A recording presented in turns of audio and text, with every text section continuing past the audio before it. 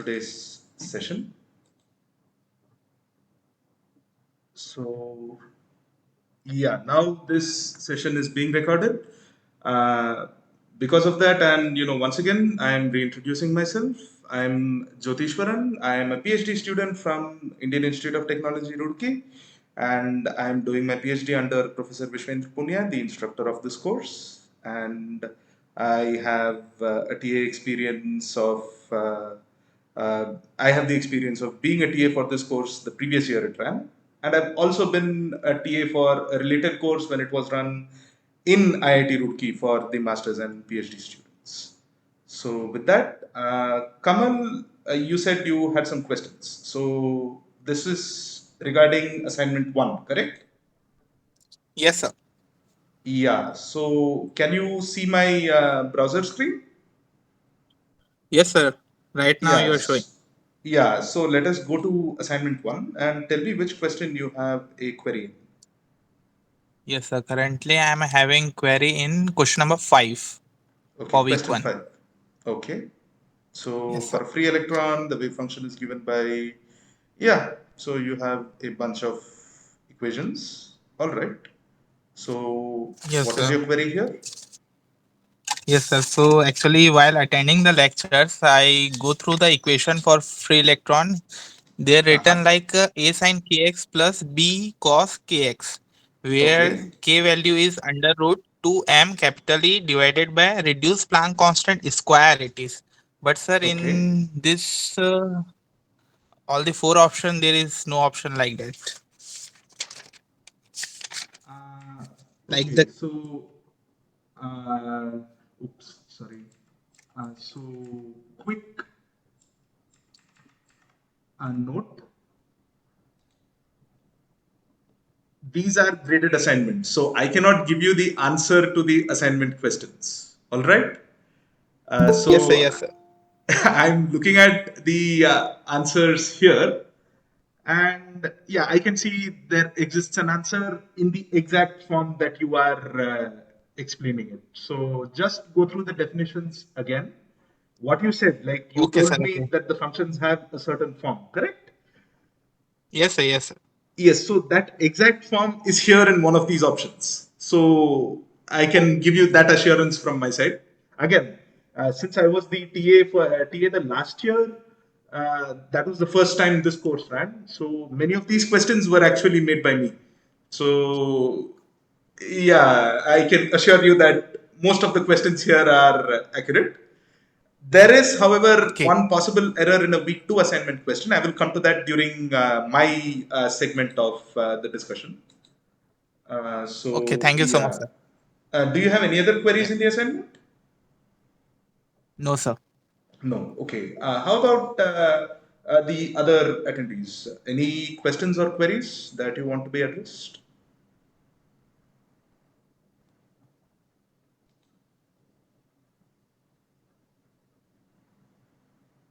And yeah, I have a general question for you guys. So, is there a limit on the number of attendees in a Google Meet? Do you guys know that?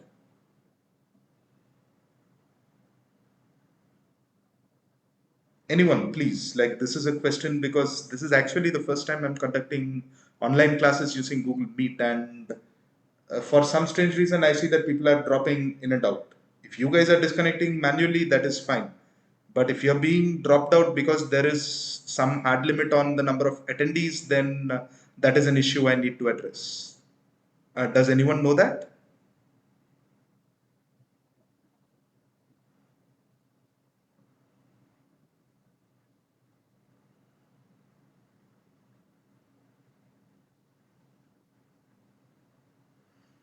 Okay, I guess.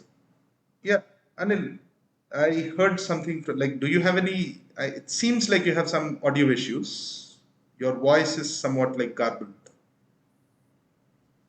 No, sir, your voice is clear. No, no, my voice is clear. I was telling about Okay, Anil. okay. Okay, Yeah, okay. because he's been trying to speak a few times, but unfortunately, we have not been able to hear him. So, so Yeah, Anil, if you have some issues, you can maybe try disconnecting and reconnecting to this meeting. Um,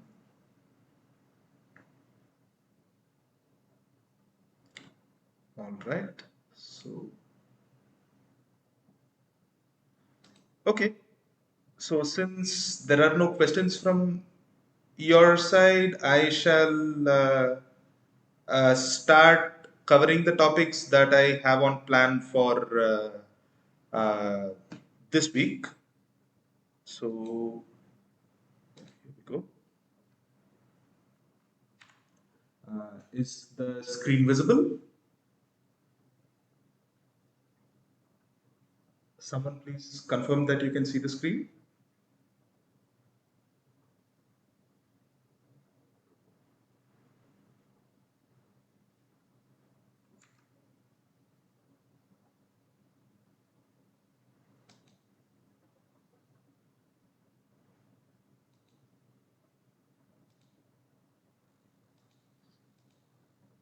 Sir, your browser skin is not visible. Okay, it's not visible. It's just one second. Uh, yeah, uh, just one second. Yes. So, can you guys see my screen now? Yes, sir. Good. So, yeah, so this is a brief, like this is a broad, segregation of the topics that have been covered in the first 2 weeks of this course. So I have split them into these three broad areas because I shall be addressing each of these one by one. And in that route, I hope to address some of the queries that you might have that you have not asked. And of course, people who are viewing the recordings of this session at a later point might also benefit from these discussions. So, the first topic that was covered is the basic quantum mechanics, where you were given an introduction to the behavior of electrons in a potential well, and then extending that treatment to an electron in a solid, which was defined as a periodic potential. And of course, in the handling of these periodic potentials, you were introduced to what is known as the Bloch's theorem. So, this is an essential tool that is used for solving the Schrodinger's equation for periodic potentials.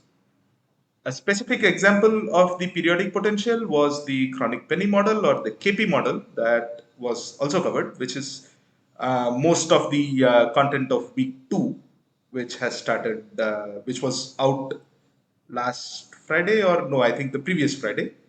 So, of course, in that, the chronic penny model is not a very realistic model. There are certain assumptions about it.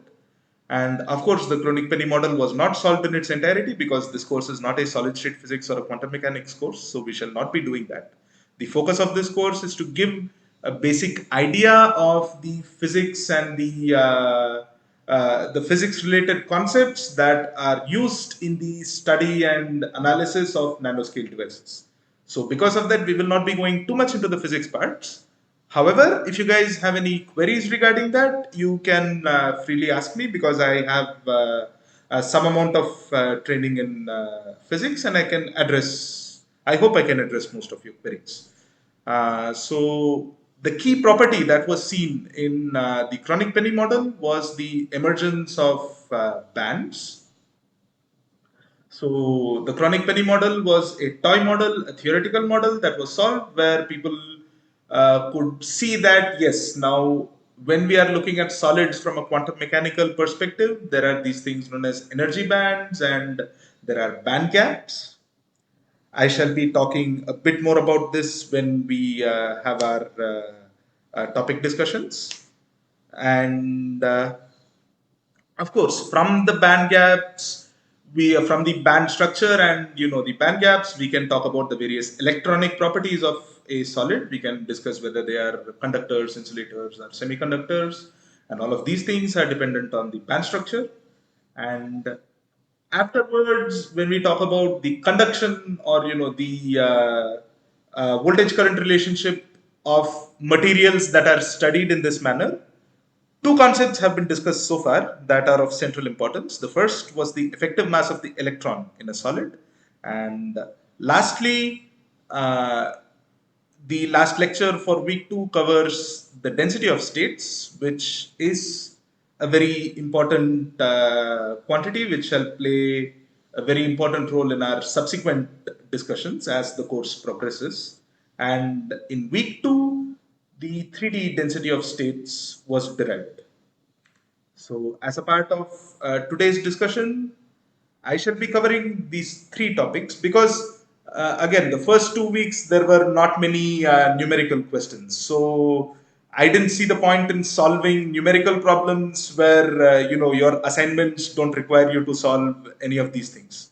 So rather than that, I thought I will do some derivations, essentially some theoretical calculations that will aid you in your understanding of the course.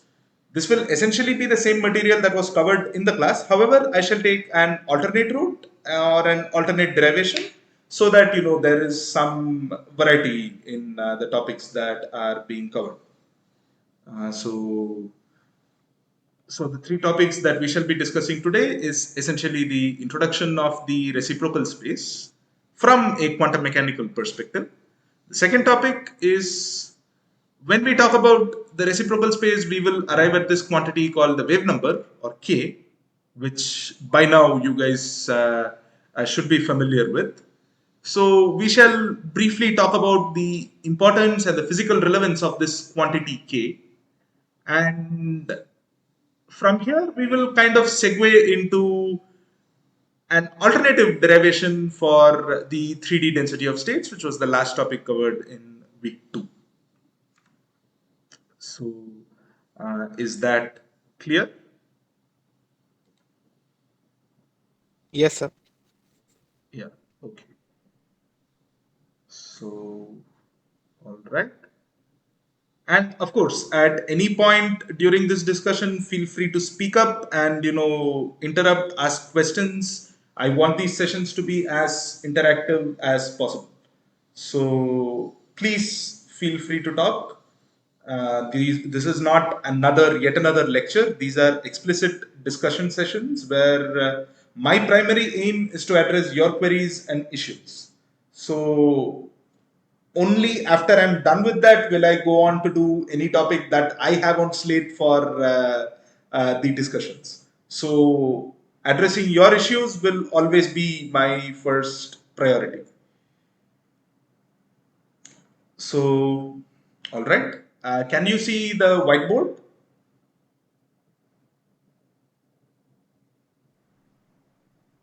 Can someone please Yes, sir. confirm that? Yeah, good. Thank you. Uh, all right. So, yeah, before we start, another apology, I guess. I've been using this whiteboard and touch and pen for only like the last 3 days because before this I used to prepare slides for all of my lectures. But since you guys are already listening to videos and slides over and over again, I didn't want to dump more slides on you guys.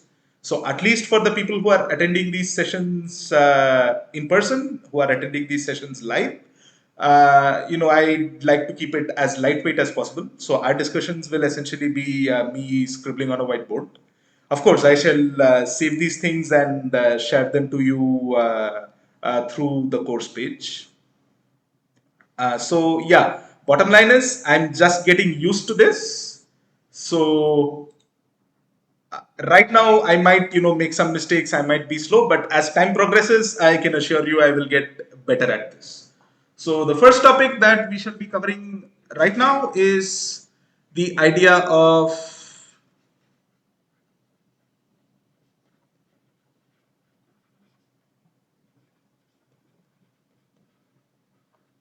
reciprocal spaces. So now what are reciprocal spaces? So before going to the formal definition of this reciprocal space, let us say, just one second, please.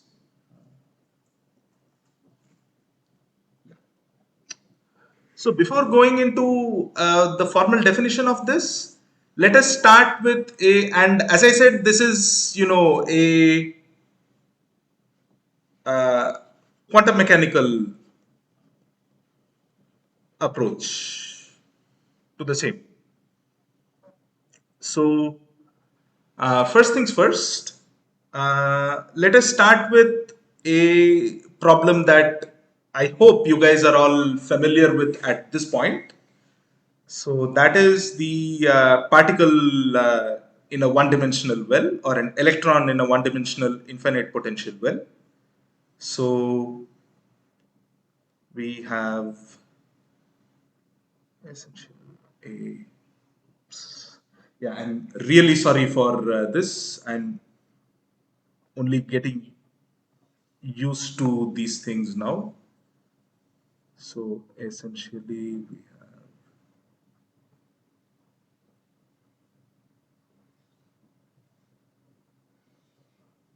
so a potential well where the potential on this side is infinity and the potential on this side is also an infinity, and in here we have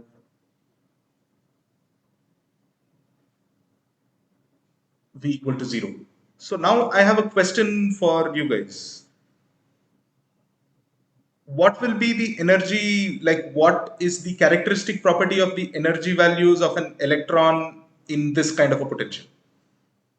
Can someone tell me?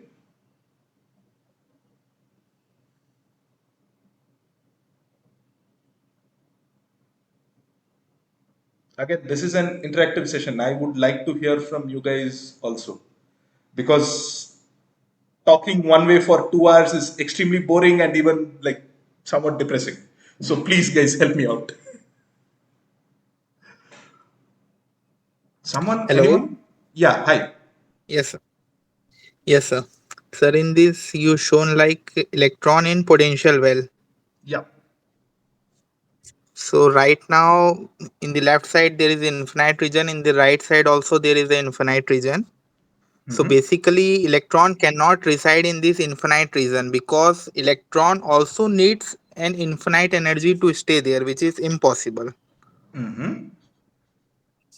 So basically electron will reside in the center and it's like the electron in a box. Okay. Yes, sir. So, can anyone tell me about the energy levels of the electron? Like, will all possible energies be occupied, or do you know It's anything like, sir, about that? energy. No, no. There is having a energy states. There Mm-hmm. may be some energy states like discrete energy states because currently electron is confined in that place. Because of confinement, there is discretization of energy level. Wonderful. Yes. So, this is, of course, an idea that must definitely have been covered by Professor Vishwin. It is one of the central like points of our. One second, please. Do we have anyone trying to attend, join the meeting? Uh, no, seem to be anyone. All right. So, returning to the presentation. Yeah. Yes. So, as we were discussing, just one second. Oops.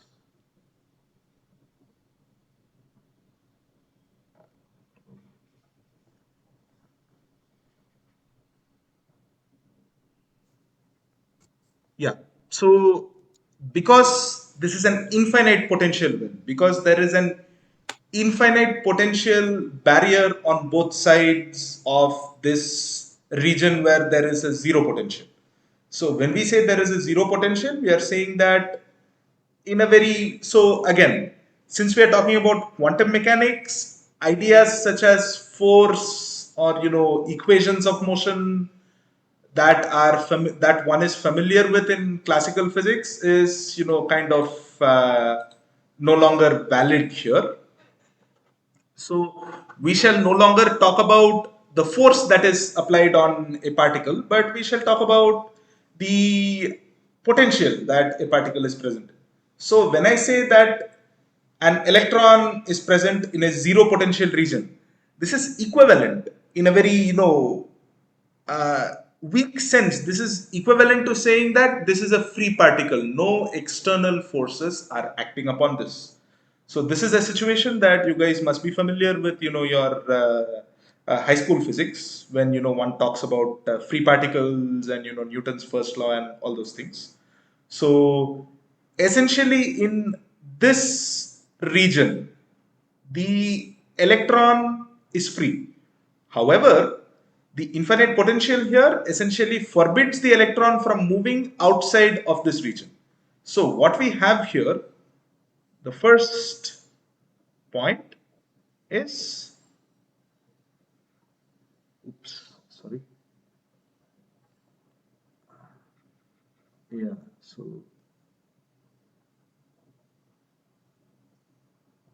yeah, the first point we have here is confinement. Now, what do we get as a result of confinement? The Schrodinger equation for this problem has been solved. Again, the basic idea for the solution has been given. So essentially, the condition is that the wave function that we shall find for this solution has to be zero in this region, and it has to be identically zero in this region as well. So, and additionally, when the initial rules of quantum mechanics was discussed, you might have also come across the fact that the wave function must be continuous, the derivative of the wave function must be continuous, and so on and so forth. So what we find out is essentially that only those wave functions whose values are zero at this point and this point. So essentially, if I put my x-axis origin over here, let me call this the x-axis. Yeah, we'll leave it at that. So this point will be plus a, and this point will be minus a. So essentially, psi of plus a and psi of minus a. Uh, yeah, does someone have any questions?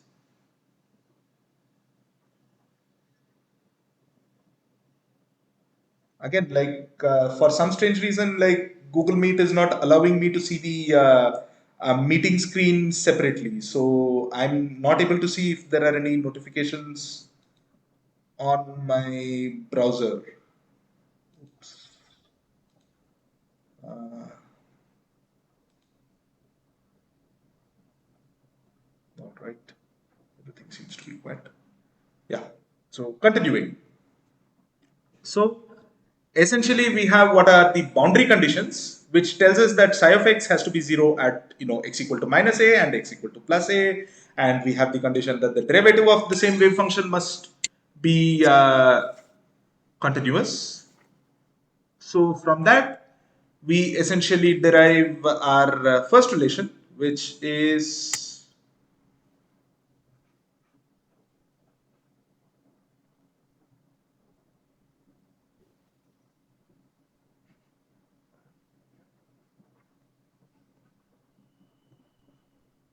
for this particular definition of things, where k is equal to, can someone tell me what the value of k is?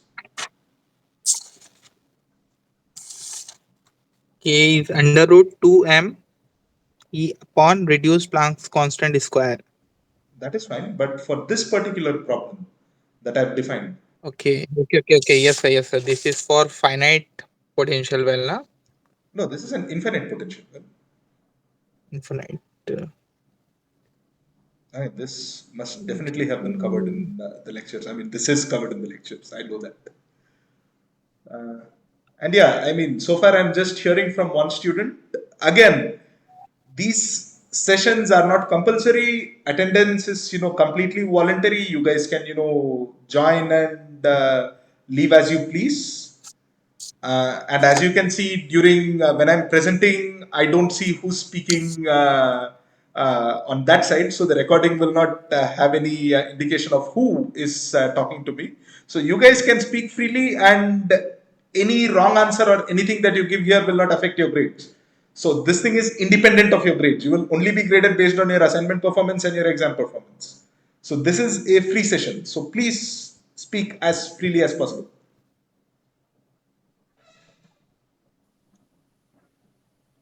So yeah, essentially what we will find out here is K is, oops, And by yeah, and pi upon what? A. Good. A. Yeah. So like up until this point, we haven't done anything significant. What we have said is where n is equal to, this is the most important part, 1, 2, 3, and so on. So n can only take natural values. N cannot be 0 because if n is 0, this whole wave function will become 0 through and through. That means there is no electron present anywhere. So this essentially tells us that only certain, the wave function can only take certain specific forms. And how did we arrive at this? We arrived at this by taking into consideration just two very simple facts, that the wave function should be 0 to the left and right of this well or the box, as one of you previously called it, and that the wave function should be continuous everywhere in x, and the derivative of the wave function should also be continuous. I mean, in this case, the continuity of the derivative is actually not considered. So, if we are being very pedantic and accurate, only the continuity of the wave function is considered for this solution. So, again, these details are not relevant for this course. So, from this, we essentially arrive like using the Schrodinger's equation, which defines the Hamiltonian, which is the energy of the electron. We get the formula E equal to, can someone tell me what it is?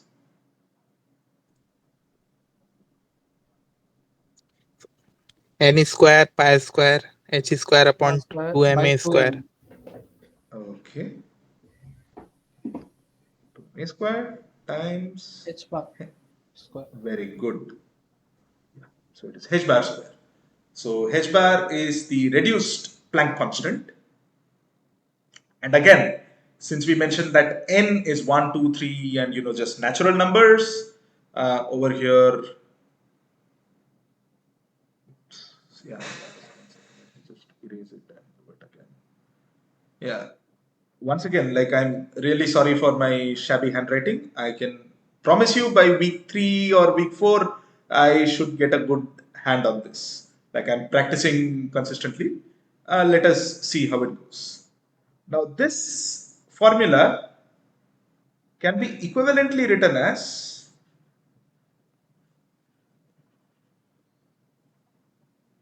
is everyone okay with this?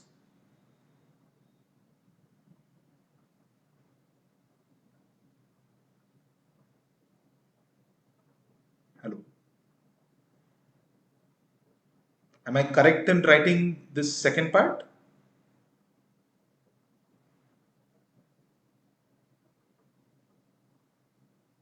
Yes, sir. Good. So, because of this, what we essentially have is, just one second, let me choose another equally bright color. Red possibly.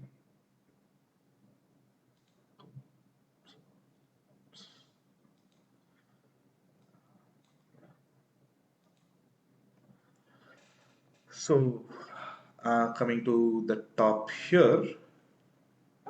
So, as you can see now, the energy, like the wave function, only certain forms of the wave function are permitted to exist in this system. And because of that, the energy values can only take certain values. So now it will be convenient for us to do this.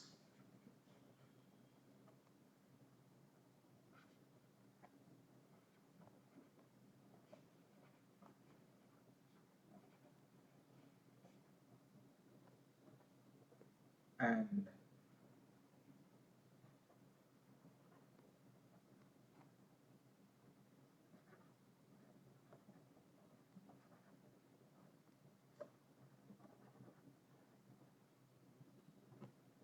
again, I've just written what I wrote below here, above here. However, now I have started using a labeling. Is that clear?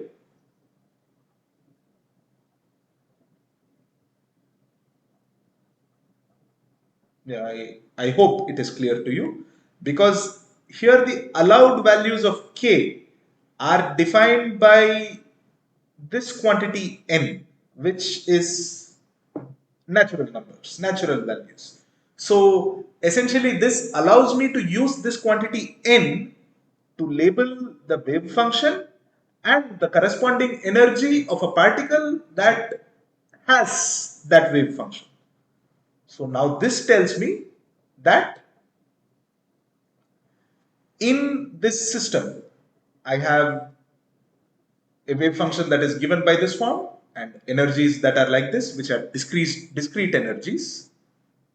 Another word for discrete energies is what is called quantization.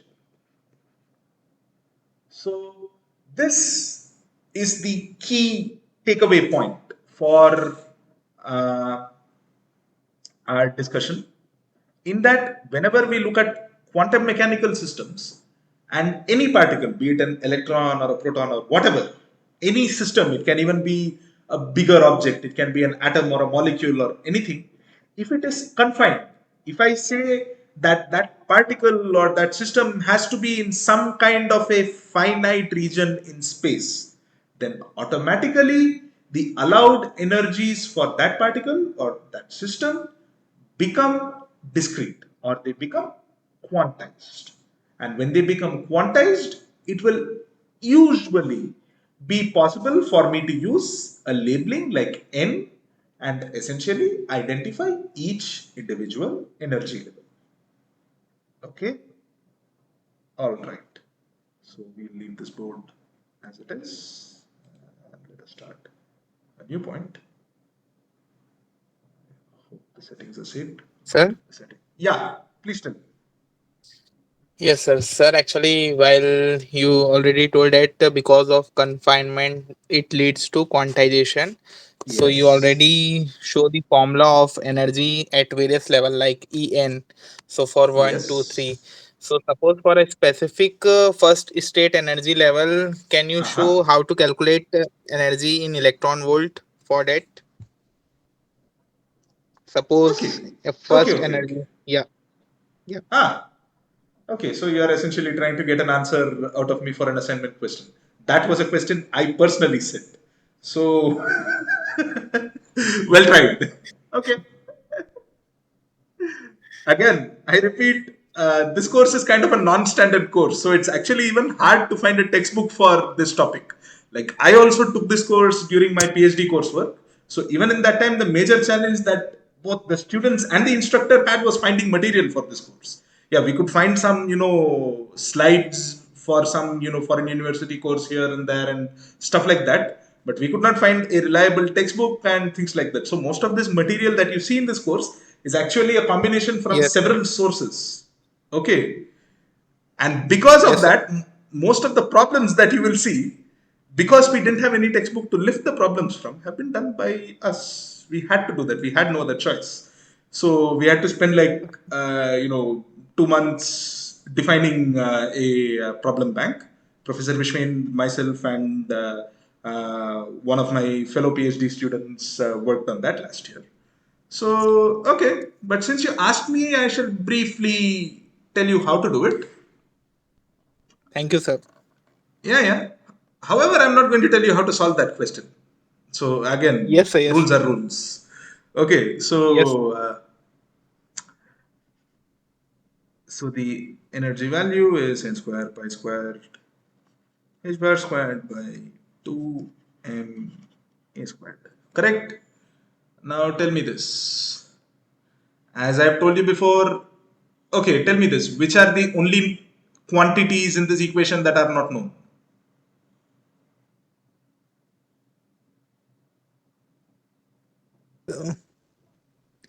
And A value, sir. That is it. You're correct. A is the Okay, okay. only value that is not known. So if I tell you En, every other quantity is known, correct? Like Yes, sir. if I say En and specify the value of n, then of course n is known. Pi, h bar, and m are constants, are known physical Thanks. Yes, constants. sir. If you have a scientific calculator, you can just pop it open and find the values of all these things. Or, of course, for more tech savvy people, you can look it up on the internet, or by now you could be familiar with all these values. So, using that, you can guess that if I give you En, let us say En is equal to something like Okay, okay, okay. 2.8 EV, then that should allow you to find something, the only unknown quantity in this equation. And once Right, you sir. find Okay, sir. that, all Yeah. right. Thank you, sir. Yeah, yeah, yeah, Yeah. you're welcome. Again, like, yeah, if you guys know other people who are attending these courses, you can tell them that if you ask the questions correctly, you can also get like meaningful answers out of me, like answers that will give you marks. So, yeah, continuing. Uh, so, our previous message was confinement. Oops, sorry.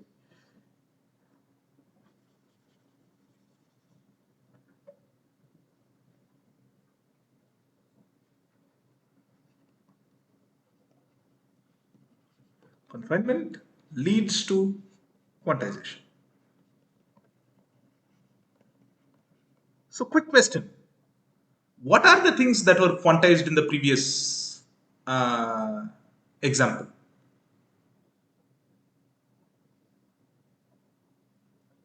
Can somebody answer that?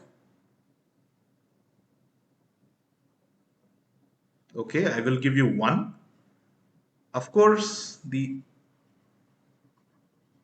energy of the particle was quantized because we just wrote that as, oops, as En. Is any other physical quantity of the particle quantized? Can someone tell me? Sir, is The wave is function, sir. momentum playing an important role? Yeah, I heard two people. So one person said momentum. I'm sorry, I'm unable to see who's talking. I assure you by next week I will have these logistics sorted out. Um, so just one second. Uh, yeah.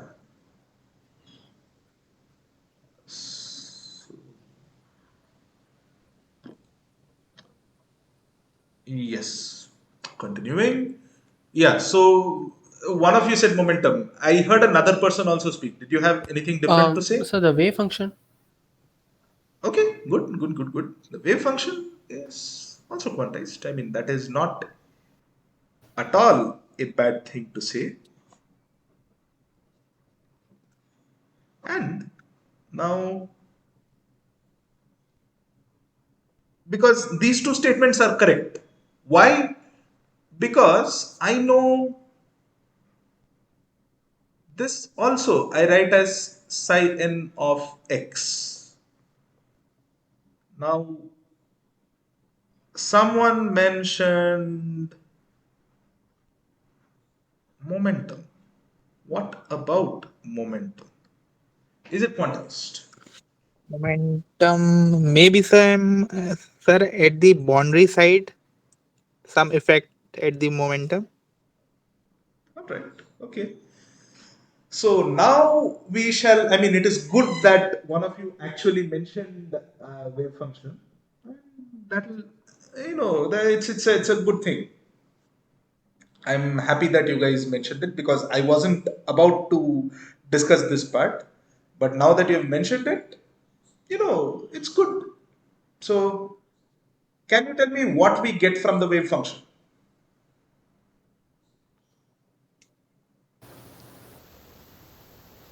If you guys are familiar with it. Probability of occurrence of electron. Yes, essentially that tells us.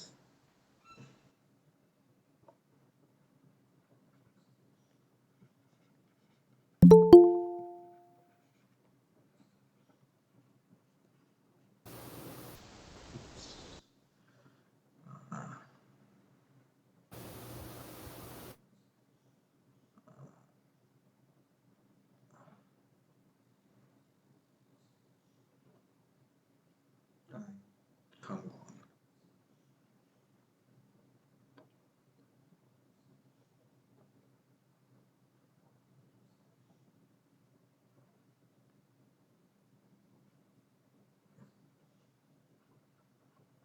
Yeah, probability of finding an electron.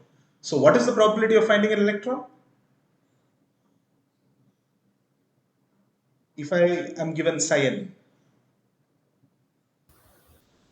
Square, modulus square. very good. Yes. So the answer is, of course, in this case, since it is just a sine function, just the square will do. But in general, the wave function, as we will see very soon, can be a complex function. Like essentially, it can give complex values. Since there are complex values, the correct answer to this is the modulus squared or the absolute value squared of the wave function. So this will essentially give me the probability of finding an electron at x, or to be more precise, this will give me the probability of finding an electron in, like if we are being mathematically precise, x to x plus dx. So this is the probability density. So essentially over here, I will have to put a dx. Okay, and this probability density, we will use this analog to address our third topic for the day, which is the density of states. So yeah, originally I had not planned on talking about this.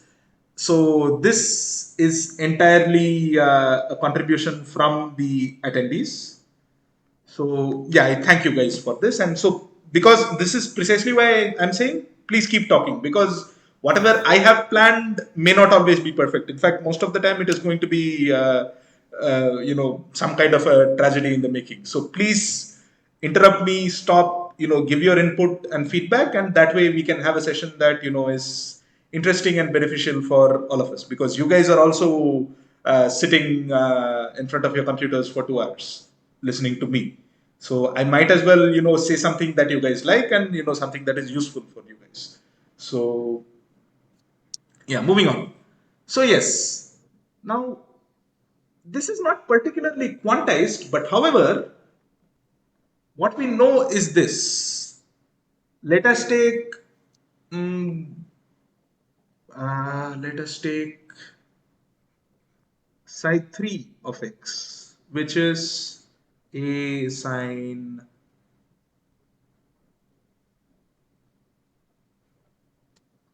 3 pi x by a. Okay, this is totally screwed.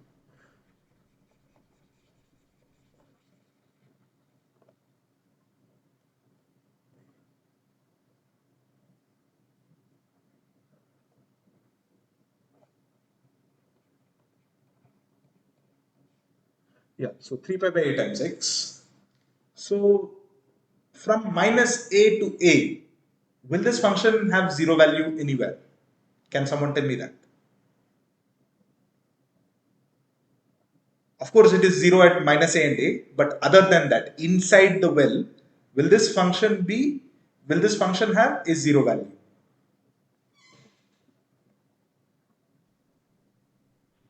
Sir, maybe depends Sir, n on equal to 3, n na? value. Huh? No, like here I have fixed the value of n. N is equal to 3. I mean, as you can see in the board. Uh, Sir, you told value 0, na? Yeah. value 0. So for n equal to 3, basically at two nodes, the value will Uh-huh. be 0. So which are those two nodes? Like Will it be two nodes or will there be more? Is my question.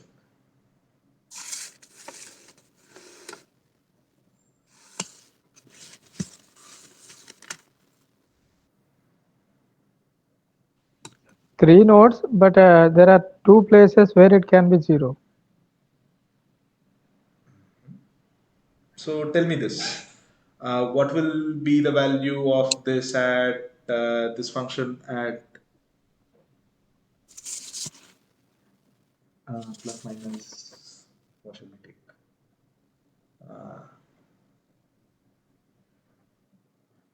A by 3. Just substitute x equal to a by 3. Sorry, let me just make this clear. This is not psi of x equal to. This is psi of x evaluated at x equal to plus or minus a by 3. What is the value of the function? Someone please quickly substitute and tell me.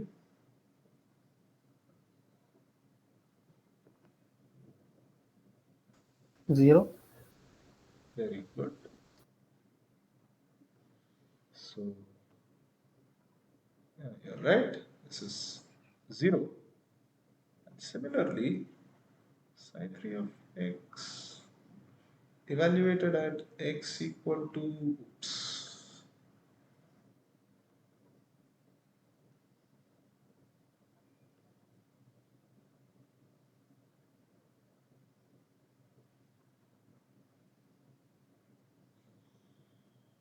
remember plus minus 2a by 3 is also within the minus a to a limit. So these 2 points are within my well. Okay, these are not like points beyond plus a or minus a. These are within the well. So what is the value of the wave function here?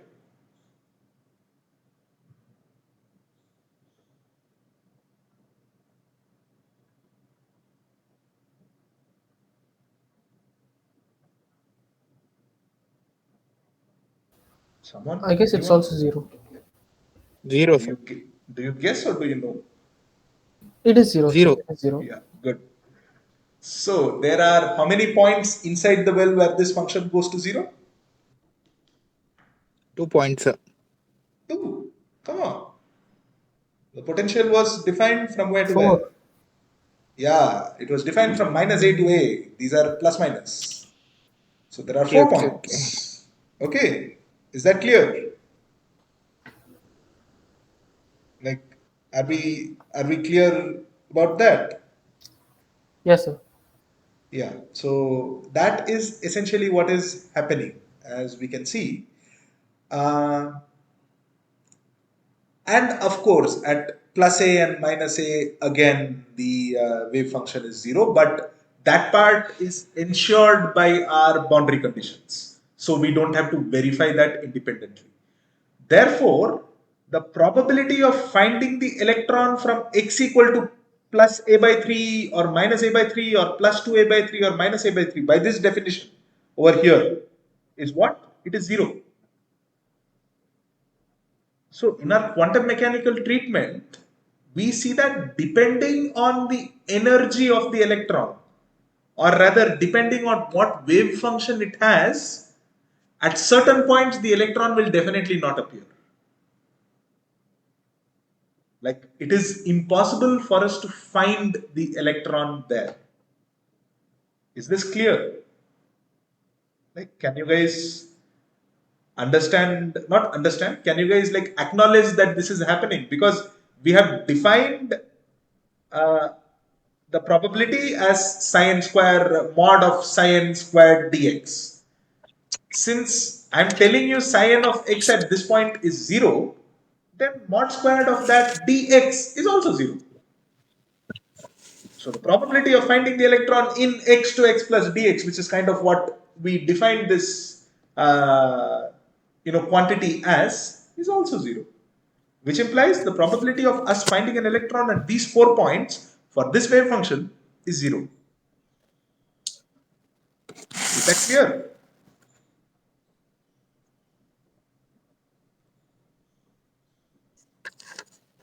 Can I get some Yes, sir. response? Okay, so now this is also a quantum mechanical phenomena. Like classical particles do not exhibit this behavior. Like if I throw a ball or something in a big box, then the ball is free to move at every point in the box. Like within the box, it can go wherever it wants, or wherever it can. I will not say that okay for these particular conditions when these are satisfied there are certain points where my ball or my particle can never be found at. We will never say this in the case of classical systems. However, in the case of quantum systems, that seems to be the case. So yes, in that regard, there is a quantization with respect to the wave function. Now we come back to our original question: what about momentum? So, can someone tell me how to obtain the momentum from the wave function? Does anyone know that? Out of syllabus question. This is not required for this course. We use the momentum operator and apply it on psi, and we get the momentum. Good, good, good, good. Was this covered in the lectures? I'm not sure, sir. I just learned it outside. Okay, Anyway, fine, fair enough. So we apply the momentum operator, which is usually given by p hat of psi. Since we are talking about a particular problem, let us call this. And so now this is important. We hope that we will get a constant Pn. So when I put a hat, it's an operator. When I don't put a hat, it's a number.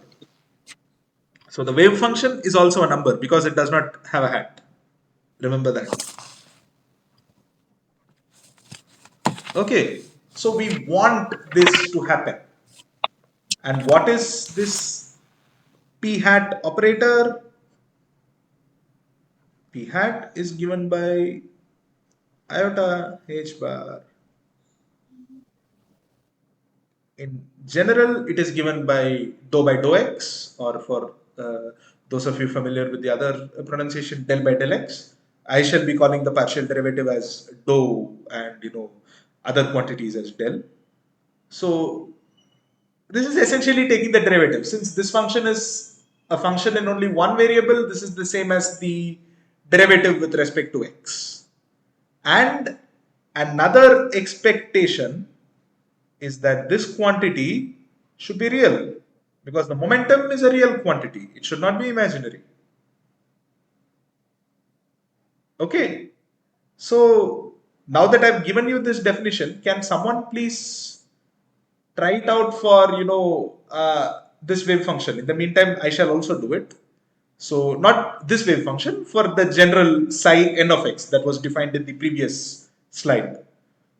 So essentially, when we do I h bar dou by dou x of a sine, oops, okay, this thing is getting muddled. Let me switch over to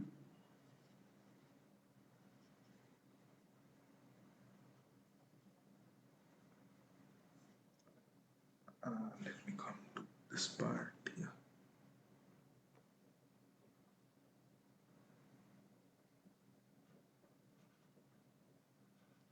Dou by dou x psi n of x, which is equal to I h bar.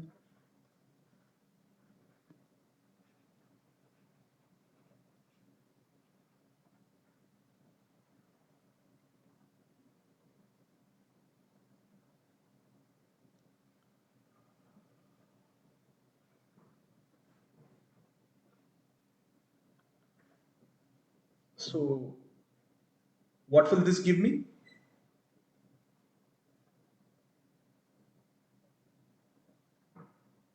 Oh, it's a differentiation exercise. Can someone quickly tell me what will happen here?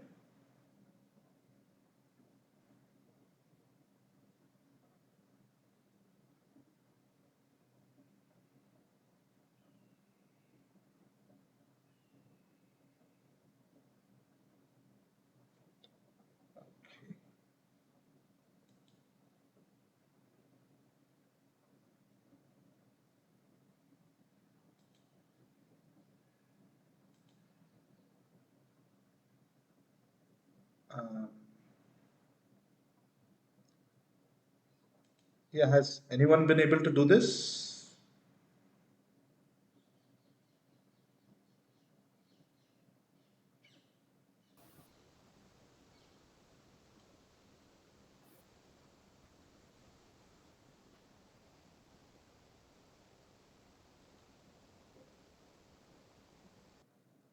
Am I audible? Someone please respond, acknowledge. Audible, sir. Okay, I'm audible. So, in that case, has anyone been able to do this differentiation? Yes, Uh-huh. Please go uh, ahead. I h bar a by k cos kx. Uh-huh. So that is, oops, yeah. And H bar. And then what? I h bar a capital A Uh-huh. Just A. I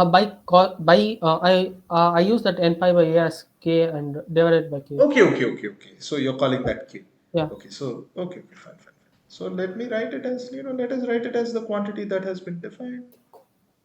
And yeah, I have A cos kx.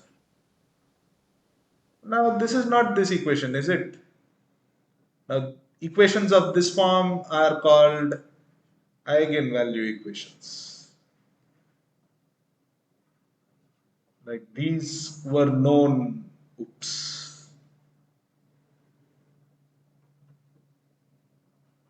in mathematics for a while before this point. Like for around 200 years before the introduction of quantum mechanics, people knew what eigenvalue equations were. So tell me this, when you do this, on the right hand side, I no longer have the same function. And the number that is multiplying the function is an imaginary number. So is this equation an eigenvalue equation?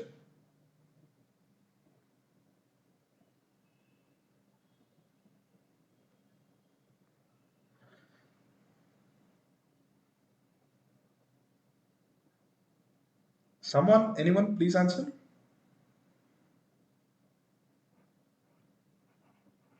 Yeah, so this is not an, okay, I'm actually running out of space on the board. Oops. Just 1 second.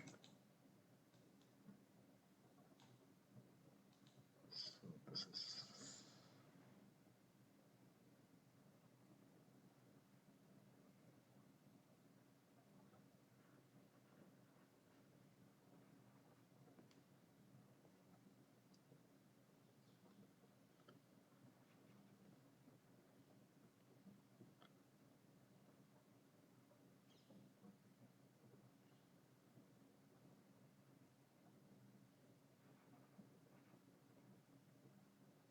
um, eigenvalue.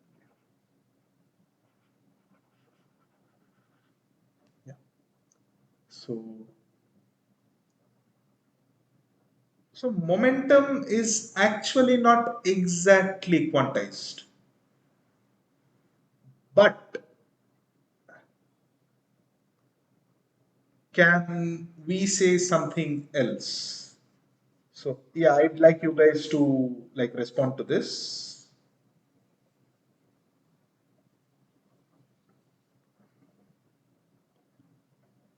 Like in classical mechanics or classical physics, we write the energy or the kinetic energy to be more precise of a particle. Um, let's be specific.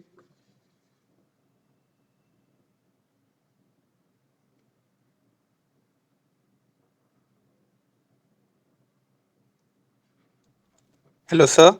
Yeah. Yes, sir. Can we go for to find out the average value, like expectation value, where the Uh-huh. momentum will take place? Of the momentum. Yes, Yeah, sir. sure. I mean, if you know the formula, you can try it. I can assure you that will come out to be zero. Since that Okay. is not a part of our syllabus, I'm not doing that. I will quickly give you Yes, the sir. answer because that is essentially psi star n pn psi x, like p hat psi n, right? Okay. Like if you know the formula for the expectation value, it is given Yes, by sir. what? Yes, Psi sir. star n of x, p So hat psi psi star a x. cap psi dx dy Yes, dz. yes. And we do an integration of it, correct? Yes, sir. Integration with respect to x, y, z. Yes, yes. In this case, only x is Right. there. Like y and z don't Yes. exist. It's a 1D problem. Now, Yes, sir. on the one side, I have a cos x. Since this is a real function, psi star is the same as psi. So on the other side of this, I will have a sin x. And Okay. this integral will be done from minus a to a. If you evaluate that integral, you will know that, like if you're familiar with, properties of Fourier series and so on and so forth, you'll see that it will always come out to be zero. Tried for any psi n, it will come out to be zero. And sir, like we studied now, like Uh-huh. for n equal to 3, like two nodes or maybe four nodes exist. So in Yes. node also that momentum will be zero, or at some other points Ah, also the. a very good question. Yes. So this Yes. is at the heart of what. Do you remember what the first topic I told I shall be discussing? It is reciprocal spaces. Correct. Yes, sir.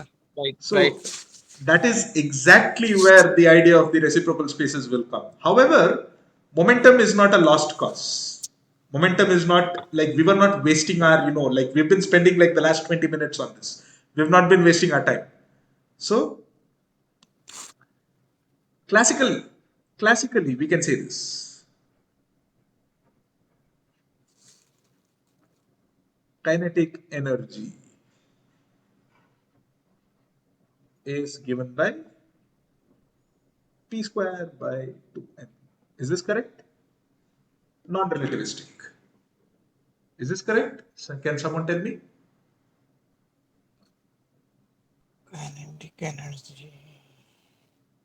Oh, come on, this is like JE syllabus. This is, high school physics, Yes, where it's P correct. is the momentum.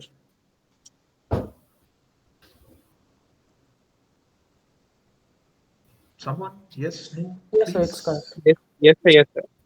It is correct. Yeah. Correct. So, now in this case, what is the potential energy of the electron in the well, in the box? Zero. Zero Very good. So, what is the total energy? kinetic energy. Very good. So, Okay. in our special problem,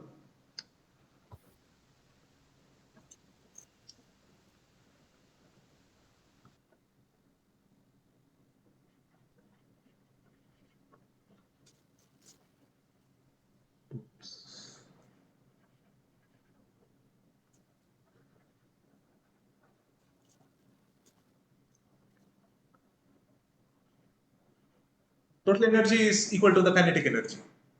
Now, the total energy is what? It is quantized. Correct? Am I correct? Are we like Total. in Yes, sir. agreement? Yes, sir. Yes.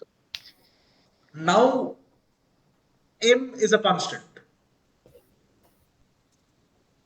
P square is the only quantity that can change here.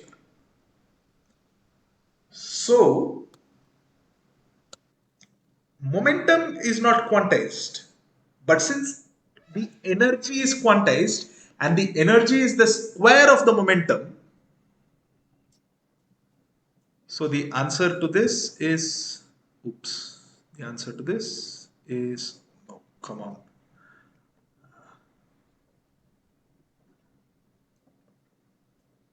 Yeah, so the answer to this is no. However, uh, the square of the momentum, because E is quantized, En is quantized, and En is related to Pn squared. Like, let us assume that Pn squared exists. So, P squared, the square of the momentum, is quantized.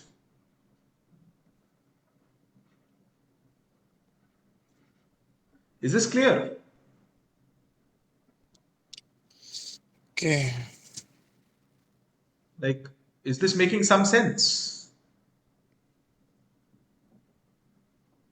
Again, feel free to talk. Like, if you think I'm saying something nonsensical, like, please point it out.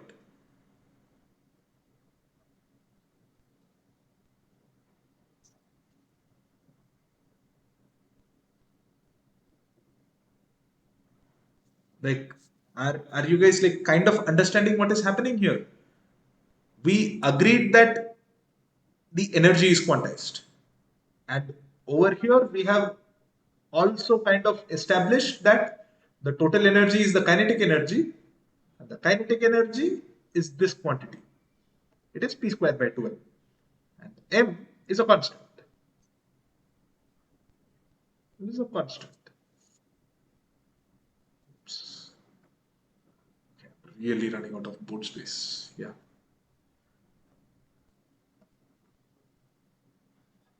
Let's leave that out. M is a constant.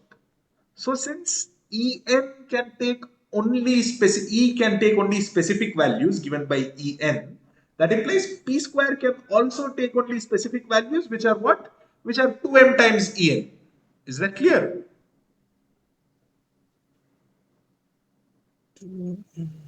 Yes, sir. Yeah, so that's kind of the point. Momentum itself is not quantized, but somehow the square of the momentum is quantized. Now, this is a very weird situation. And if you try deriving the expectation value again, this part is in no way relevant to the course, so you don't have to do this. But out of curiosity, for the particle in the 1D well, if you try to derive the expectation value of the momentum, I can guarantee you for every eigenfunction that you consider, the value of the momentum will come out to be 0. Okay. All right. Yes, sir. So now moving on. Yeah, we have spent slightly more time than required, but no worries. We still have around half an hour, and that should be more than enough time for us to cover what is required. So yes. So essentially now what we have is, since En is equal to what? H squared, oops.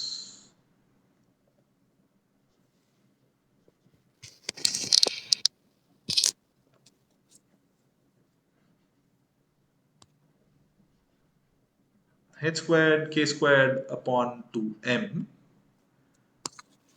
Let me be, more pedantic and say kn squared. Now I'm explicitly mentioning that n is present everywhere. That implies,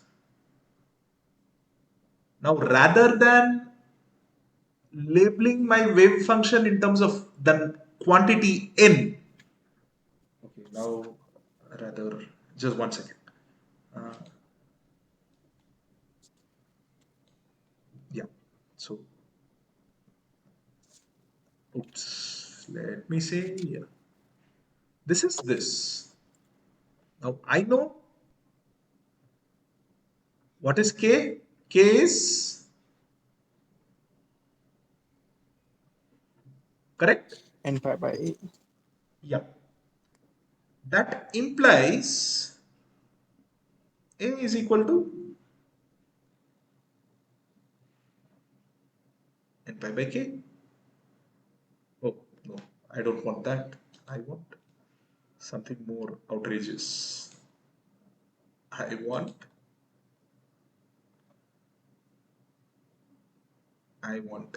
n is equal to k by pi.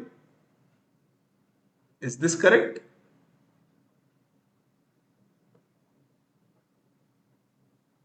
Are we okay with this? Yes, Someone? sir. Anyone? Yeah, good. So, uh, yes. Which implies C. Now, n can be defined in terms of k. Again, a and pi for a given system are constants, correct? Yes, sir. So, I can simply now write E k is equal to h squared k squared upon 2m, where k is equal to n pi by a. Again, these two equations are exactly identical. The only part, like the right hand sides, have not changed at all. The only place I've played with is the left hand side. Now I'm kind of, for some strange reason, I'm throwing away the n. I am favoring the quantity k more than the number n.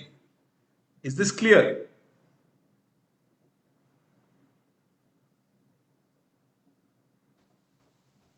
Yes, sir.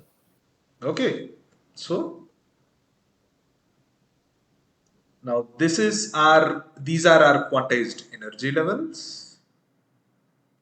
So now that implies I can also, ampersands are difficult when you're trying to make them without looking at the board, without looking at your hands. Yeah, yes, much better. I can also write psi k of x similarly, which is what? A sine kx, where again k is defined as n pi by. Is this clear?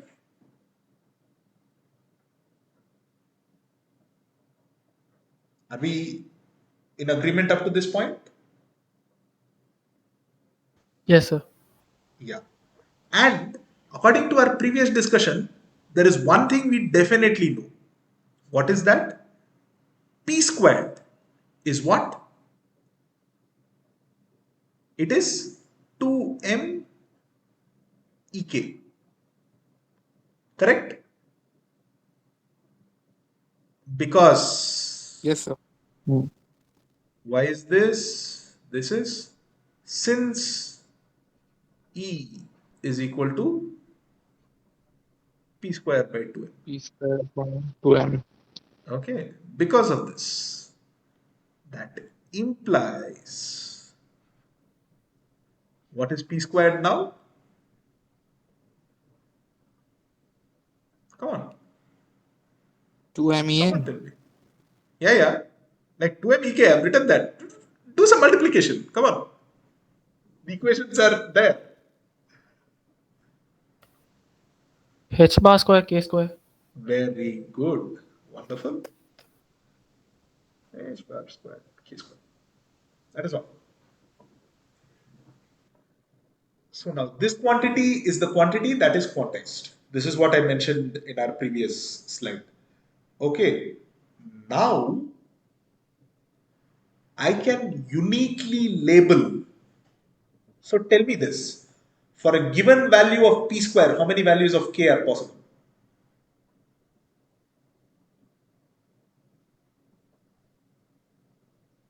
If I fix the value of p squared, how many values of k can I have?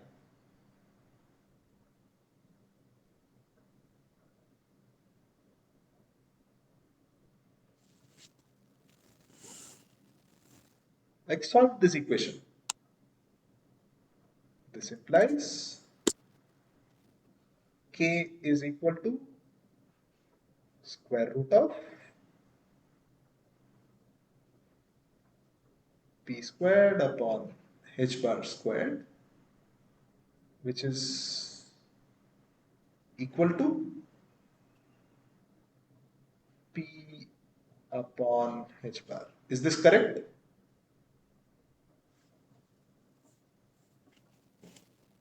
Sir, should plus or minus be included? Very good. Thank you. I intentionally did that mistake, hoping that someone would point that out. You are correct, 100%. Yes. So, for every value of p squared, I have two allowed values of k. I have a plus n pi by a and a minus n pi by a. However, here we should notice something very important. Instead of substituting the value of plus k, if I substitute minus k, what happens to this wave function?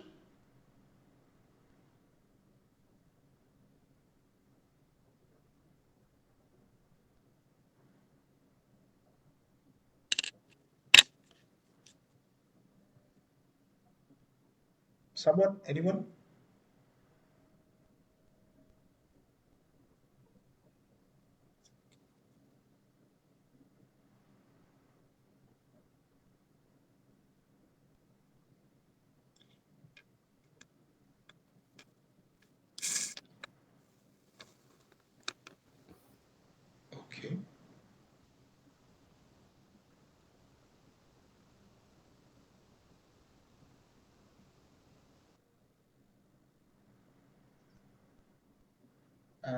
Okay. Did you guys hear me? Yes, sir. So yeah, I asked instead of k, the positive value of k, if I use the negative value of k, what will happen to my wave function? We'll have a negative sign. Sir, Yes, I will only get an overall negative sign. Okay, that is why, and we know, like, okay, it's not something we know. In quantum mechanics, it is mentioned that any operation that introduces just a sign that does not change the value of, let me quickly go back to the previous board. Uh, which one is that? Yeah, this one.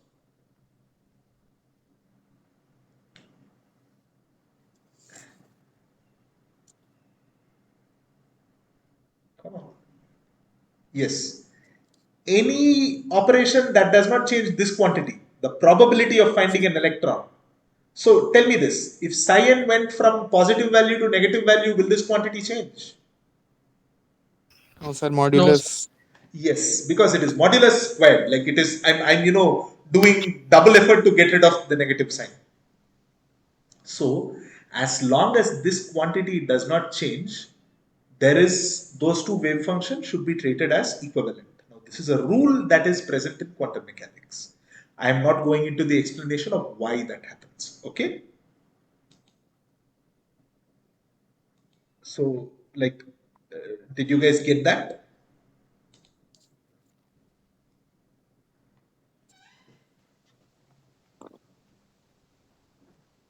Okay. Yes. Therefore, yeah, this implies, oops, yeah, so choose red. Uh,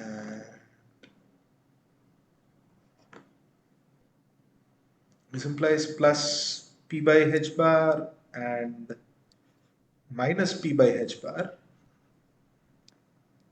represent the same wave function.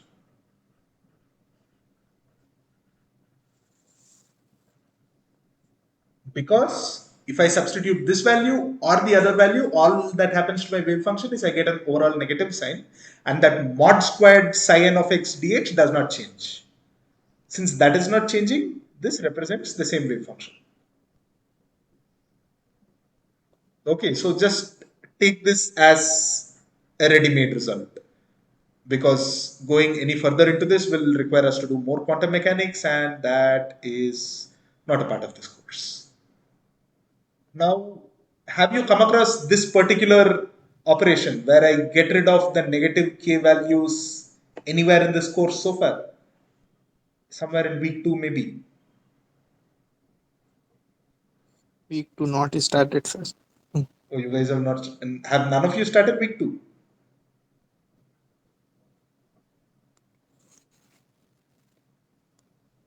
Anyone? No, sir. Oh, wow. So, in that case, so you guys have only done up until week 1, right? Yes, sir. And so, Yes, sir. wait, when is this? Ah, week 1 assignment is due on the 8th. I made a mistake. In that case, chill out. We shall not be doing any density of states discussion today. We shall be talking only more about quantum mechanics and we'll end our discussion with that. Okay, I made a mistake. I initially assumed that week 2 assignment had to be submitted on the 8th.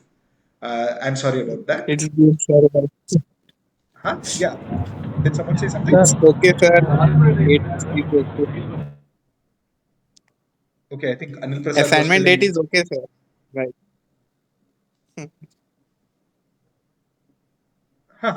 Yeah. So, Sir, but week two's assignment should also be submitted on 8th, sir. really? Yes, sir. Yes, sir. You have to submit 2 assignments on the same day. Why? The actually we should have submitted week one by now, but Uh-huh. then they extended week one's to week second's assignment date. Okay. I was not notified of this. Uh, okay. In that case, you guys might need some help with density of states. But on the flip side, there is only one question. And this is the question. It is the expression of the density of states for a 3D material. And I'm going to tell you this. Uh, the answer is in a very obvious place. So, I mean, I cannot say anything more than that for that question. I don't have to tell you how to solve that question because there is nothing to solve in that question. So, all right. So, for today, we have around like 20 more minutes left. So, now I shall continue with what I have been saying and I will go to the KP model and we will end with that for today. Is that okay? Okay, I assume that it is okay for you guys. So, yeah, so if you guys go through week two's lecture, you will find that in the derivation of the density of states, I'm sorry I jumped ahead like a week, you will do the same thing. What you will essentially do is we will now start. Okay, so before that, let me now talk about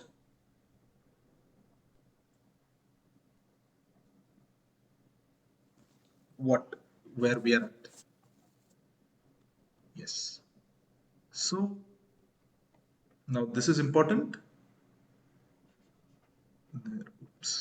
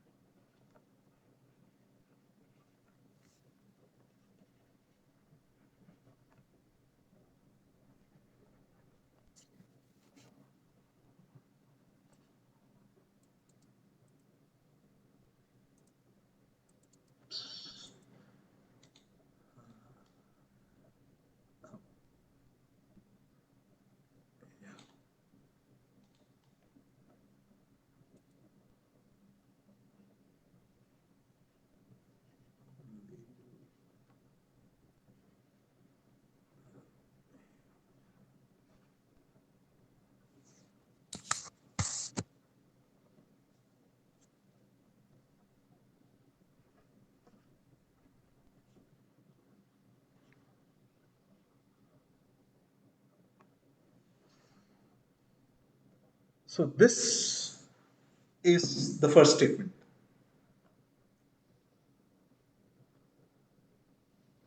A particular case was discussed so far. Like what we did is we initially started with the solution of the particle in a 1D well, and then we considered the quantized energy levels, and then we identified a quantity that is related to the momentum. Okay, and what was that quantity? That quantity was K. And how is it related to the momentum? It is plus minus P by H bar. Are we clear?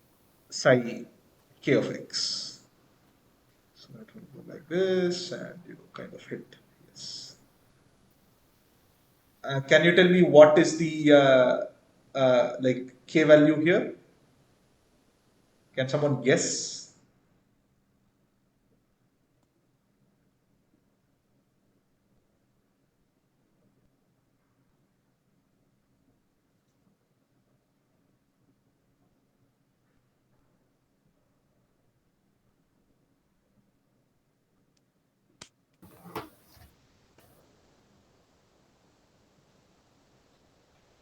Pi. No, no, no, no. I'm asking the value of k.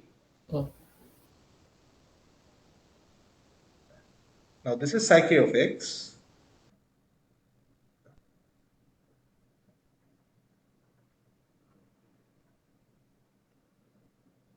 And it is going from minus a to a, minus a to plus a in this region, and it is oscillating like this. It's oscillating these many times. Using this, can someone take a guess and tell me what the value of k is? Like psi k of x is a sine kx.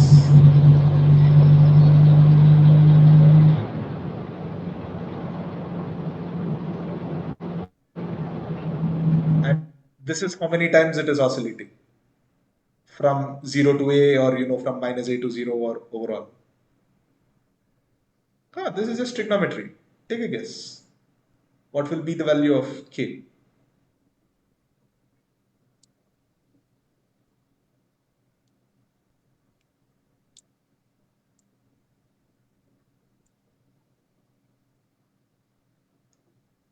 Okay, who cannot answer this question?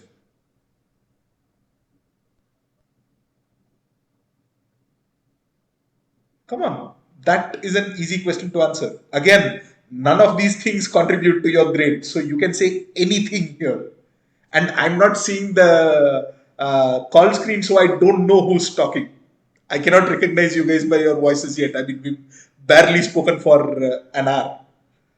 So you guys can say anything, and there will be no consequences to this. I'm oblivious to what you guys are doing. So yeah, go ahead. Who cannot answer this question? Like, who thinks answering this question is difficult?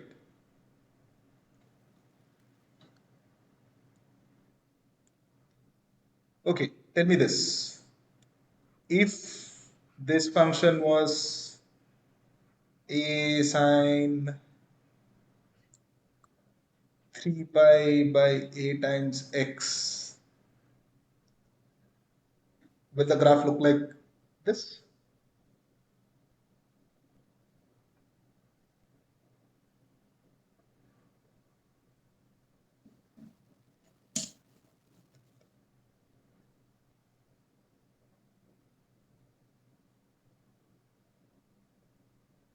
Someone? Anyone?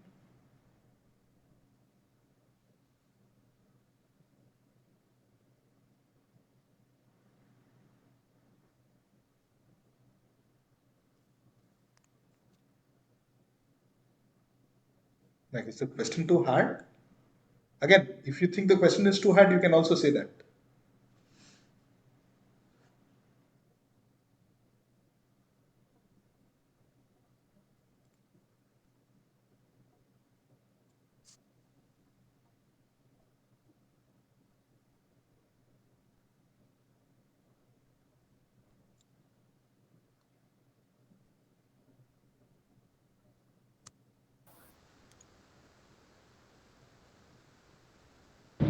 Sir, minus pi by a to plus pi by a. No, no, no, no, no. Like, what I'm asking is, this is the graph of psi k of x. Okay, I'm asking for what value of k will the graph look like this? Will it cross zero, these many times? In case my previous question was not clear, this is the question that I asked. Sir, I guess it is k. N should be 6. So I'm not sure, sir. Okay, then answer this question. If the function was a sine 3 pi a by x, will the graph look like this?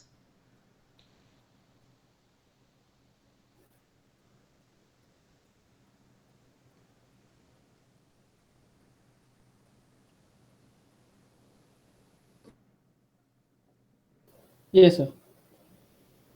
Yes, Yes. sir. Uh, So what is the value of k? well,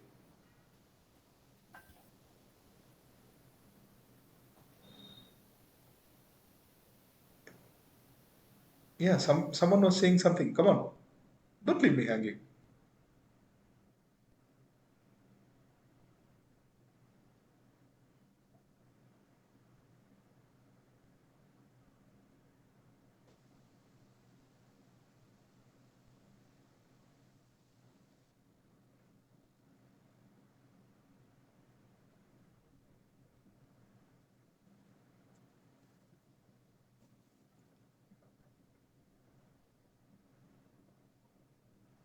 Hello.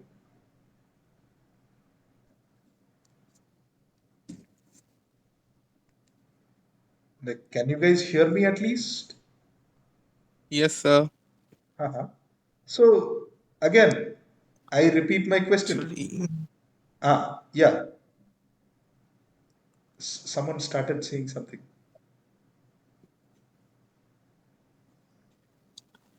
sir, here k is like plus minus p upon pi, na?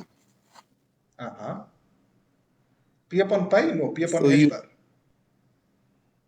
okay? I mean, the formula is here, but you don't need that formula to find k. In this case, I've given you the graph. So all you have to do is you have to find out how many times it's crossing zero, because this is a sine function. So the distance between any 2 points where it goes to zero is what? I mean, it's a constant, correct? Yes, sir.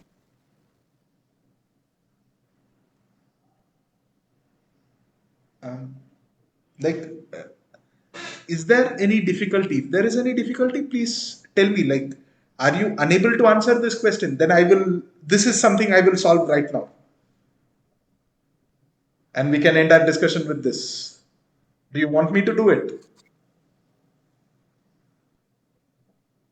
Yes, sir. Okay. So let me do it proper. Again, if you guys have difficulties, please tell me, because that is literally my job. I will not hold it against you if you are unable to answer a question. It is my job to ensure that you guys are able to answer questions.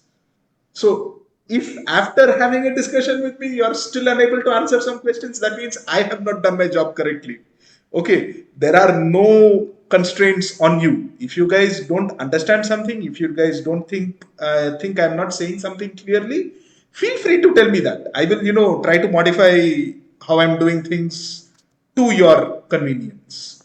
So, let us try to make this as detailed as possible. So I have my axis and I have x, and along the y-axis I have psi of x. To be more precise, psi k of x.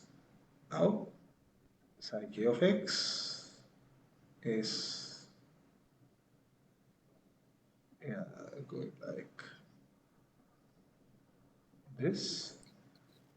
This point is plus a. This point is minus a.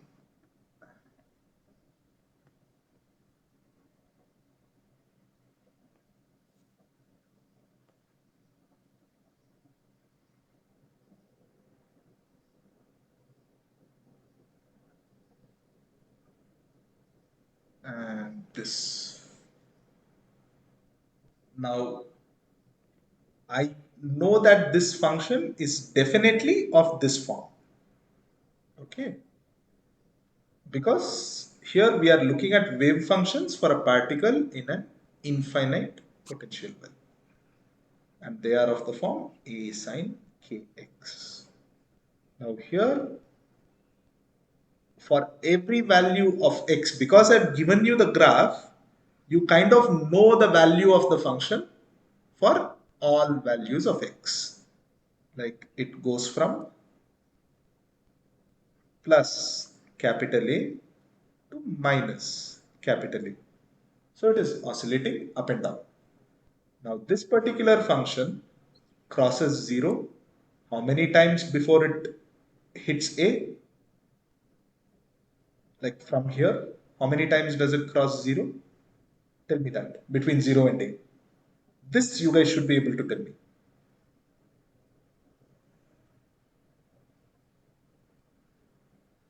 Someone, please. Between 0 and A, how many times is this function having a value 0? 2 times. 2 times. Very good. Now, for a sine function, I know this. This distance is equal to this distance, which is equal to this distance. Am I correct? If I say this is L, this is also L, and this is also L. Am I correct?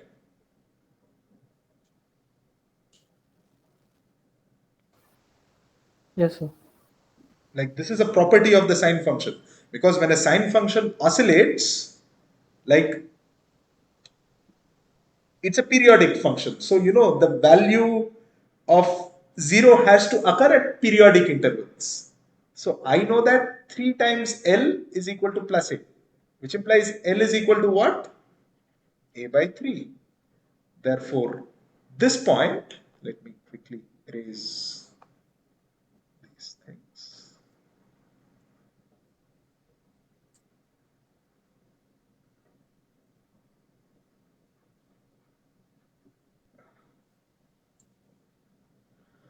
So this point is what? This occurs at length L. So this is A by 3 and this is 2A by 3.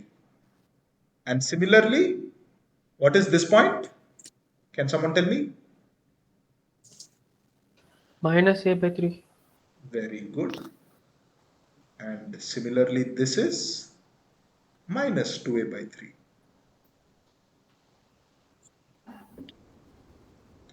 So this wave function has 0 values at A by 3 and 2A by 3. What was this wave function? Like, did we discuss this wave function before today? Like in this discussion? Yes, sir. Yes. So what is that wave function? It was like, do you remember the form of that wave function? That was for what? Psi of x is equal to, or rather psi k of x is equal to a sine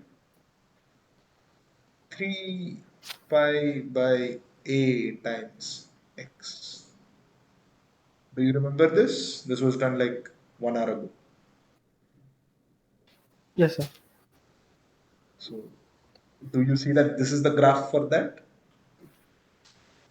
One, two, Yes, sir. three, four. Yes? Does someone have something to say? Yes, sir. What? I mean, are you agreeing with me or do you want to say something? Yes, sir. Agree with you, sir. I agree. Okay, good, good, good. So, what is the value of k for this wave function? Equal to Come on. A sine kx, a sine 3 pi a by x. So, what is k? n equal to 3 pi by a. Yes, not n. K is equal to 3 pi by a. 3 pi by a. Yes, sir. And what is n? N equal to 3. 3. Yes. Very good. So, instead of using n to label my wave function, I can label my wave function using k. Okay. And for every such wave function, how many values of k do I have? How many values of k do I have? 2. Yes. So, if I plot just the allowed k values, how will they look? What is the first allowed k value? Pi by a. What is the second allowed k value?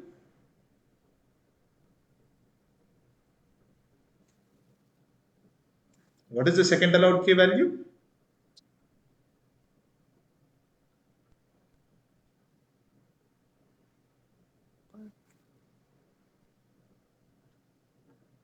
Someone? Anyone?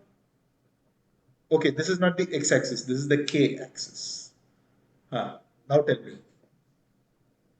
And there is nothing on the y-axis right now. Okay. And yeah, this is the last thing we shall be doing. Okay, I'm hearing a horn.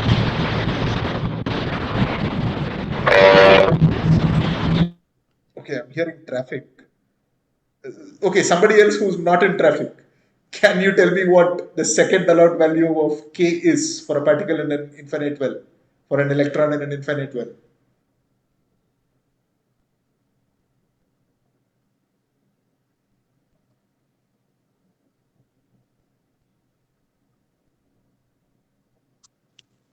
Two pi by a.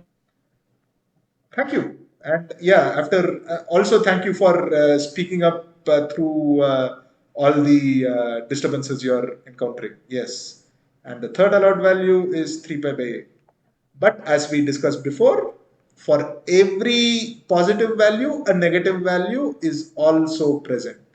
So I will have minus pi by a, and I will have minus 2 pi by a, and I will have minus 3 pi by a, and so on. Like this axis goes on.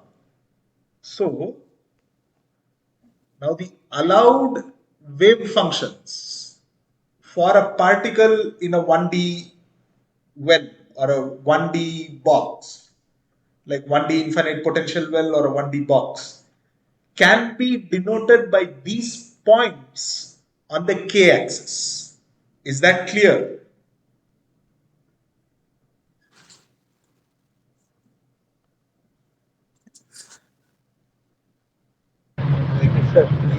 Yes. Okay. Wait. These all points are like antinodes, na? Antinodes in the data axis. Z-axis? That x axis, sir. No, no, no, no, no, no. Like these are neither nodes nor antinodes. As you can see, now remember this. In the x-axis, the distance goes in terms of a, whereas here the distance, the quantity a is in the reciprocal. Do you understand that? Yes, sir. So in Yes, terms sir. of Yes, sir. units and dimensions, the x-axis has dimensions of length, whereas the k-axis has dimensions of length inverse. Okay, sir. Is that clear? So Yes, sir. these are not nodes or antinodes. These are, see, two of these points represent one wave function. These 2 points represent another wave function. These 2 points represent another wave function. So I have, of course, infinitely many points along this line, like pi by a, 2 pi by a, 3 pi by a, 4 pi by a, and so on. And similarly, minus pi by a, minus 2 pi by a, minus 3 pi by a, and so on. Now, every pair of these points correspond to one wave function. Like this is equal to plus or minus n pi by a. Okay, like the same thing here. Let me get rid of this dash to avoid confusion. In fact, to make things as unambiguous as possible, let me say this is k is equal to plus minus n pi by a. Okay, so similarly, we will have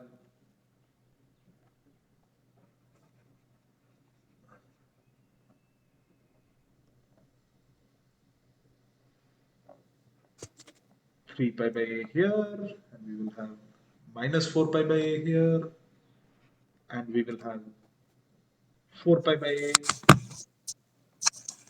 and so on. Like this axis goes to infinity.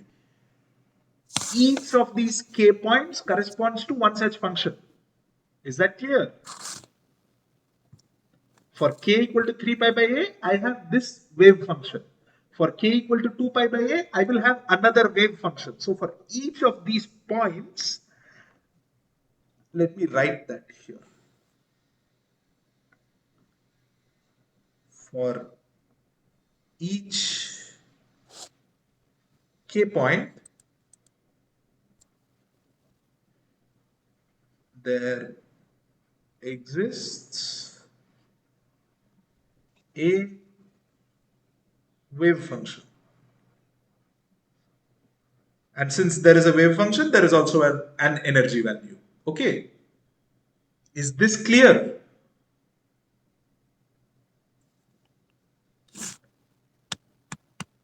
Like, Yes, sir. okay, so that is the thing. Like now, this line does not represent one wave function. This, in fact, represents all the allowed wave functions of the 1D potential well.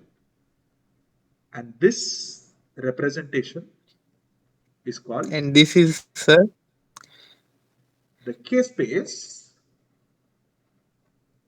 or the reciprocal space. Now you can ask, why is it the reciprocal space? Like, why are we calling it the reciprocal space? The answer is simple. sir, you told na length inverse. Yes, very good. Wonderful. Because in real space, we measure everything in terms of length. But in this space, everything is in inverse of length. It is in reciprocal of length. Therefore, come on. There is space on my display, but there is not space on my writing pad. I'm sorry. Yeah. So, reciprocal space. So, what information does the reciprocal space contain? Like some people will say that yes, this is the momentum space or things like that. Those are complicated things. Like, people may or may not understand them in a straightforward manner. However, this much, based on whatever quantum mechanics we understand, like we have discussed in today's discussion alone, we can say this. Every wave function, like let me quickly go through and summarize for this problem. Open up. Yeah. So for a particle in this potential, the wave functions are of this form. And when the wave functions are of this form,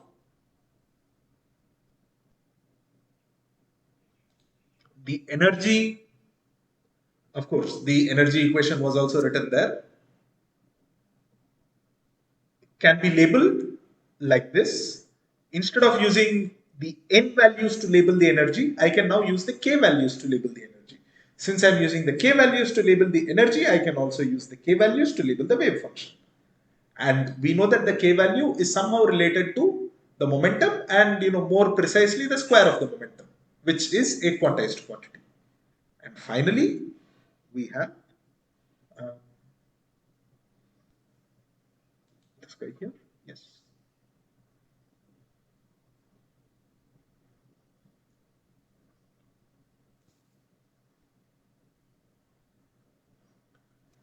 We have now defined a new space which is the collection of all the allowed k values. Now these allowed k values effectively contain all the allowed wave functions of the given system. That is the particle in an infinite potential well of length a, or rather 2a, from minus a to a. Is that clear? Yes, sir. Yeah. So, oh, yeah. Oops. Is that the reason? Yeah, that is the reason. So, yeah, I made one small mistake. Uh, Let me quickly go and rectify it. The length is, and yeah, I'm really sorry about that. Other than that, everything remains the same. So, this is not minus a to a. This is, yeah, this is 0 to a. Like this is the 0 point and that is a. So the well is of width a, because if it was of width 2a, then all of the formulae that we have discussed would change. So yeah, other than this, everything remains the same. And because of that, over here,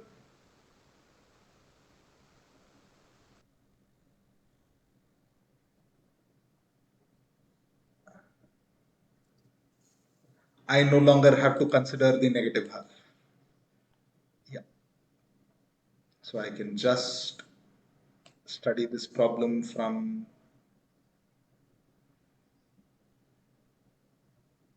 0 to a. Yes. Everything else remains the same, and that's that. Yeah, really sorry for that mistake. The well should have a width a. I'm sorry I made that mistake. So the wave function is defined not from -a to a, it is defined from 0 to a. And yeah, everything else remains unchanged. This is how the wave function looks, and all of the analysis done previously does not change.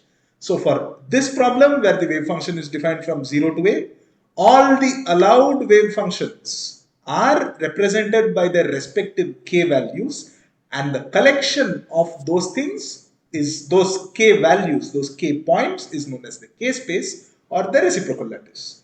So this is the lattice that or the reciprocal space that you see when you look at the solution of the KP model, which you will see in week 2. But as I can see, many of you have not seen the contents of week 2.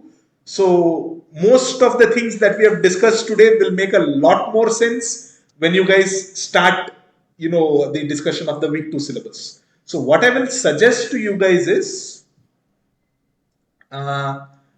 go through the week 2 lectures, and if you have any questions, especially based on the discussions that has taken place here, please post your questions on the discussion forums.